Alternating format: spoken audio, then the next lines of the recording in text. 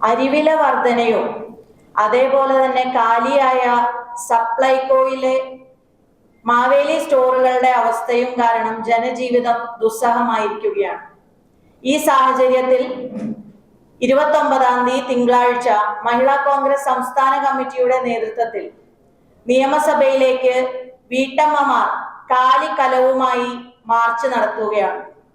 നൂറുകണക്കിന് വീട്ടമ്മമാർ അണിനിരക്കുന്ന മാർച്ചിൽ അത് പ്രതിപക്ഷ നേതാവ് ശ്രീ വി.ഡി. സതീശൻ ഉദ്ഘാടനം ചെയ്യുന്നതായിരിക്കും. 2 ആഴ്ചക്കുള്ളിൽ സംസ്ഥാനത്ത് അരിവിലയുടെ കുതിപ്പ് എന്ന് പറയുന്നത് 10 രൂപയോളം വർദ്ധിച്ചിരിക്കുന്ന സാഹചര്യം ഉണ്ടായിട്ടും സർക്കാർ യാതൊരുവിധ ഇടപെടലുകളും ഈ കാര്യത്തിൽ ഒരു നടപടിയും സ്വീകരിച്ചിട്ടില്ല എന്നുള്ളതാണ് യാഥാർത്ഥ്യം. ഗ്രാമപ്രദേശങ്ങളിൽ ഇപ്പോൾ 1 കിലോ അരിയുടെ വില 50 രൂപയാണ്.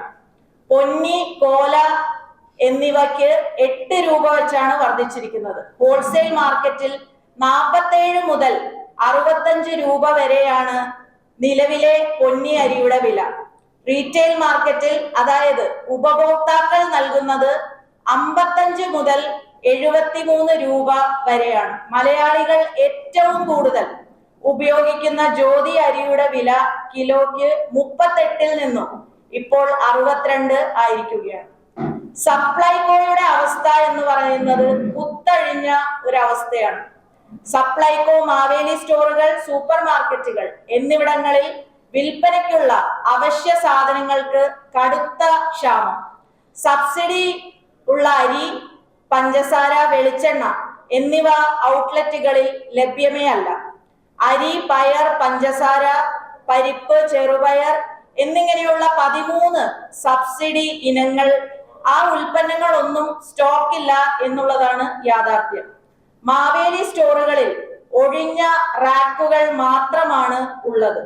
ഇതോടെ വിപണിയിൽ അവശ്യ സാധനങ്ങളുടെ വില കുതിച്ചുയരുകയാണ്. ഈ കഴിഞ്ഞ ക്രിസ്മസ് ചന്തകളിലും അവശ്യ സാധനങ്ങൾ വേണ്ടത്ര വിൽപ്പനയ്ക്ക് എത്തിയിരുന്നില്ല. KSRTCയെ പോലെ സപ്ലൈകോയും സർക്കാരിനെ സ്വയം മരണത്തിലേക്ക് തള്ളിവിടുകയാണ്. 12,000 കോടിയാണ് സപ്ലൈകോയുടെ കടം. ഈ വർഷത്തെ ബജറ്റിൽ വകയിരുത്തിയ തുകയുടെ പകുതി പോലും സപ്ലൈകോയിന് നൽകിയിട്ടില്ല. 13 ഇന സാധനങ്ങളുടെ സബ്സിഡി പിൻവലിക്കാൻ തീരുമാനിച്ചിരിക്കുകയാണ്. അതും ഒരു രഹസ്യമാക്കി വെച്ചിരിക്കുകയാണ്. 45 ലക്ഷത്തോളം പേരാണ് ഈ സബ്സിഡി ഉപയോഗിക്കുന്നത്. സബ്സിഡി പിൻവലിക്കുന്നത് വഴി ഇവർ കൂടുതൽ ദുരിതത്തിലേക്കാവുകയും ഇവർ പോലും മാവേലി സ്റ്റോറുകളെ കൈയൊഴിയുന്ന ഒരു സ്ഥിതി വരും.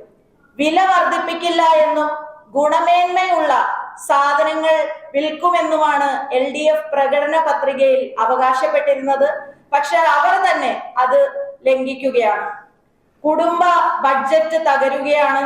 വീട്ടമ്മമാർ 2 അറ്റം കൂട്ടിമുട്ടിക്കാൻ പെടാപ്പാട് പെടുന്ന ഒരവസ്ഥയാണ് ഇന്ന് കേരളത്തിലുള്ളത്.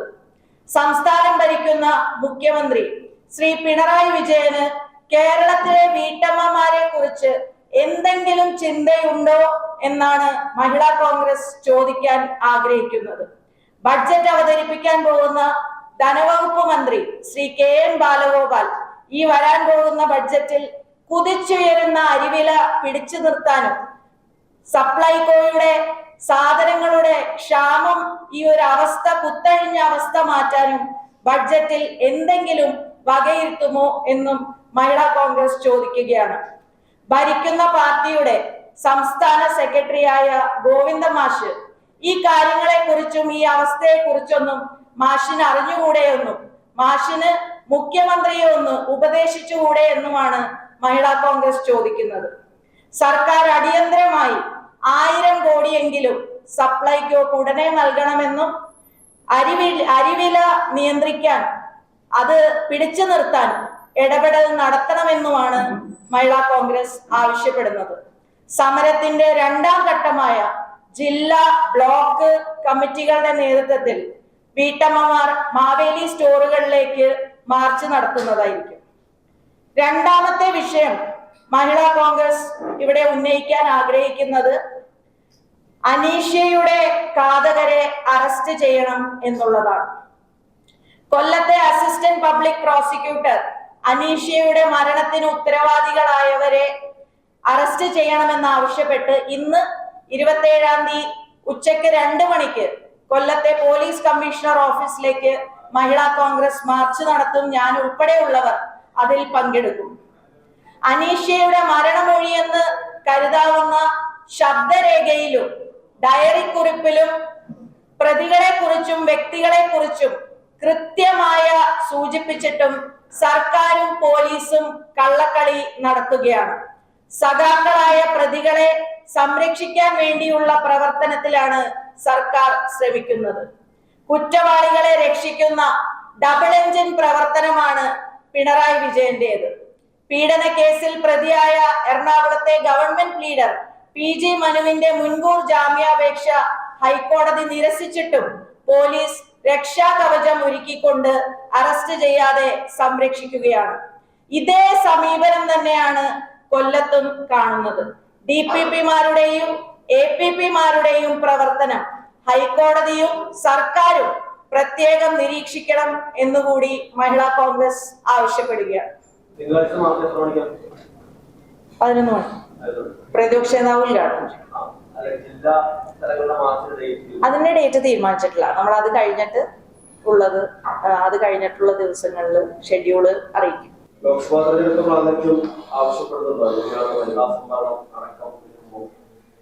വനിതാ സംവരണത്തിന് വേണ്ടി ഏറ്റവും കൂടുതൽ വാദിക്കുക മാത്രമല്ല പ്രാവർത്തികമാക്കാൻ വേണ്ടി ചങ്കുറപ്പ് കാണിച്ച പ്രസ്ഥാനമാണ് ഇന്ത്യൻ നാഷണൽ കോൺഗ്രസ്. അപ്പൊ അത് പഞ്ചായത്ത് തലത്തിലെല്ലാം യാഥാർത്ഥ്യമാക്കി കാണിച്ചാണ് ഇപ്പോൾ BJP നടപ്പിലാക്കിയ സംവരണത്തെ കുറിച്ച് അത് എത്ര പൊള്ളയാണ് എന്നുള്ളത് ഇന്ത്യയിലെ സ്ത്രീകൾ തിരിച്ചറിഞ്ഞ ഒരു കാര്യമാണ്. ഒരു കാര്യം ക്യാരറ്റ് കാണിക്കുക എന്നുള്ളതിന്റെ അപ്പുറത്തേക്ക് അതിലൊരു യാഥാർത്ഥ്യവും ഇല്ല.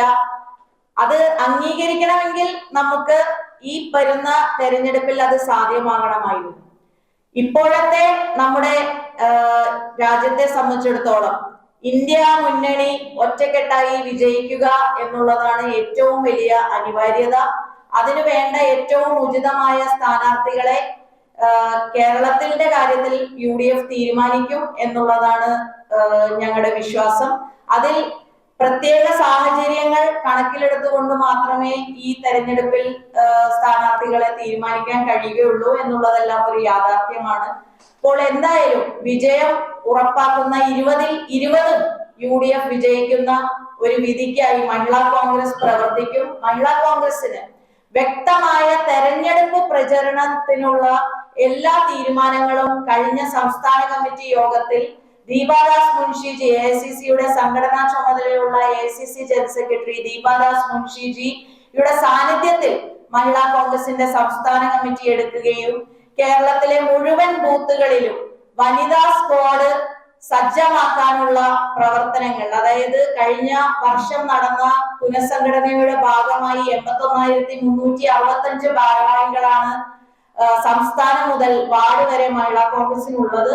ആ മുഴുവൻ ഭാരവാഹികളോടൊപ്പം മറ്റുള്ള സഹചാരികളെ കൂടി അണിനിരത്തിക്കൊണ്ട് എല്ലാ ബൂത്തിലും മഹിളാ കോൺഗ്രസിന്റെ പ്രവർത്തകരെ വീട് കയറി ഇറങ്ങുന്ന പ്രവർത്തനത്തിനായിരിക്കും ഏറ്റവും കൂടുതൽ മഹിളാ കോൺഗ്രസ് പ്രാധാന്യം നൽകുന്നത്. നരേന്ദ്രമോദിയുടെ തെറ്റായ നയങ്ങൾക്കെതിരെയും ഭിന്നിപ്പിന്റെ രാഷ്ട്രീയത്തിനെതിരെയും ജനജീവിതം ദുസ്സഹമാക്കുന്ന തരത്തിലുള്ള പ്രവർത്തനങ്ങൾക്കെതിരെയും ഒക്കെ വീട് കയറി ഇറങ്ങി പ്രവർത്തിക്കുന്ന രീതിക്കാണ് മഹിളാ കോൺഗ്രസ് ഏറ്റവും കൂടുതൽ പ്രാധാന്യം നൽകുന്നത്. അതോടൊപ്പം തന്നെ മാറിയ കാലഘട്ടത്തിന്റെ ആവശ്യമായ ഡിജിറ്റൽ മീഡിയയിലൂടെയുള്ള പ്രചരണത്തിനും മഹിളാ കോൺഗ്രസ് നേതൃത്വം കൊടുക്കും. ഏതായാലും ഞങ്ങളുടെ മുന്നിലെ ഏറ്റവും വലിയ ലക്ഷ്യം കേരളത്തിലെ 20 സീറ്റുകളിലും UDF വിജയിക്കുക എന്ന് തന്നെയാണ്. അതിനായി UDF-നോടൊപ്പം കോൺഗ്രസ് പ്രസ്ഥാനത്തോടൊപ്പം എല്ലാ തീരുമാനത്തോടും യോജിച്ച് തന്നെ മഹിളാ കോൺഗ്രസ് പ്രവർത്തിക്കും. ഈ ആലപ്പുഴയിലെ കോൺഗ്രസിന്റെ ഒരു വനിതാ വലിയ വ്യക്തി ദുരിതാവസ്ഥയിലാണ്.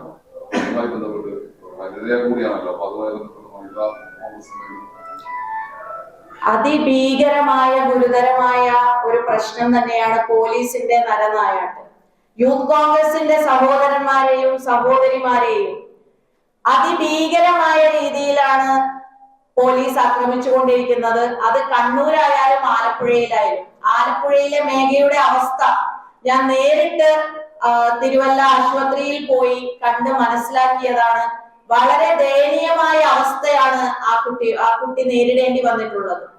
പോലീസ് നരനാരായണത്തിനെതിരെ പ്രതികരിച്ചത് കൊണ്ട് അവരെ പോലീസ് അടിച്ച് മർദ്ദിച്ച ഒരു അവസ്ഥ എന്ന് പറയുന്നത് ആ പെൺകുട്ടിയുടെ ജീവിതം തന്നെ ഇല്ലാതാക്കി എന്ന് തന്നെ വേണം പറയാൻ. സ്വന്തമായി ഒരു സ്വയം സംരംഭം തുടങ്ങാൻ വേണ്ടി ലോൺ എടുത്ത് അതിൽ കൂടി ജീവിതം ഒന്ന് പച്ചപിടിപ്പിക്കാൻ ശ്രമിച്ച അവസ്ഥയിൽ സമൂഹത്തിൽ നടക്കുന്ന അനീതിക്കെതിരെ പ്രതികരിക്കണമെന്ന് ജനാധിപത്യ ബോധത്തോടു കൂടി ആ സമരത്തിൽ പങ്കാളിയായ മേഘയെ പോലെയുള്ളവരെ പോലീസ് അതിക്രൂരമായി മർദ്ദിച്ചു. കണ്ണൂരിൽ അതേപോലെ തന്നെ ജില്ലാ വൈസ് പ്രസിഡന്റിനെയും ജില്ലാ ജനറൽ സെക്രട്ടറിയെയും യൂത്ത് കോൺഗ്രസിനെ മർദ്ദിച്ചവർക്കെതിരെയൊക്കെ വനിതാ കമ്മീഷൻ ഉൾപ്പെടെയുള്ള മേഖലയിൽ ഞാൻ MP എന്ന നിലയിലും മഹിളാ കോൺഗ്രസിന്റെ സംസ്ഥാന അധ്യക്ഷ എന്ന നിലയിലും പെൺകുട്ടികളുടെ വസ്ത്രം കീറുന്ന പോലീസിന്റെ ഈ നയത്തോടും പെൺകുട്ടികളോടുള്ള സ്ത്രീകളോടുള്ള ഈ സമീപനത്തെയും തുറന്നു കാട്ടി കത്തയച്ചിട്ടും വനിതാ കമ്മീഷന് ഏകദേശം ഒരു 20ഓളം പരാതികൾ ഞാൻ തന്നെ ഈ പല പ്രാവശ്യമായി നടന്നിട്ടുണ്ട്. പക്ഷെ ഒരു ഭരണവിലാസം സംഘടന എന്നുള്ളതിന്റെ അപ്പുറത്തേക്ക് വനിതാ കമ്മീഷന് കേരളത്തിലെ സ്ത്രീകളുടെ കാര്യത്തിൽ ഒരു കാര്യത്തിലും താല്പര്യമില്ല എന്നുള്ളതും ഒരു യാഥാർത്ഥ്യമാണ്.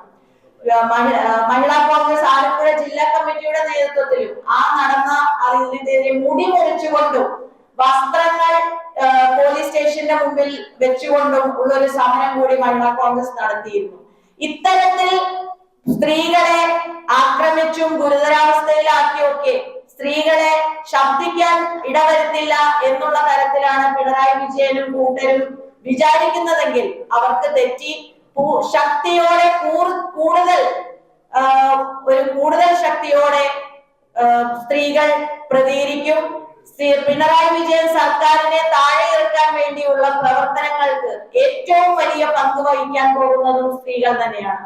ആലപ്പുഴയിലെ ആ മേഖ നേരിടേണ്ടി വന്നത് പോലീസിന്റെ ഭീകരതയാണ്, കൊടും ഭീകരതയാണ് എന്നാണ് മഹിളാ കോൺഗ്രസിന് പറയാനുള്ളത്. ഈ വനിതാ കമ്മീഷന് ഈ പോലീസ് നടപടിയായിട്ട് ബന്ധപ്പെട്ടായിരിക്കും പരാതി നൽകിയിട്ടുള്ളത്. അത് അന്വേഷണവും അത് മറുപടിയും വന്നില്ല.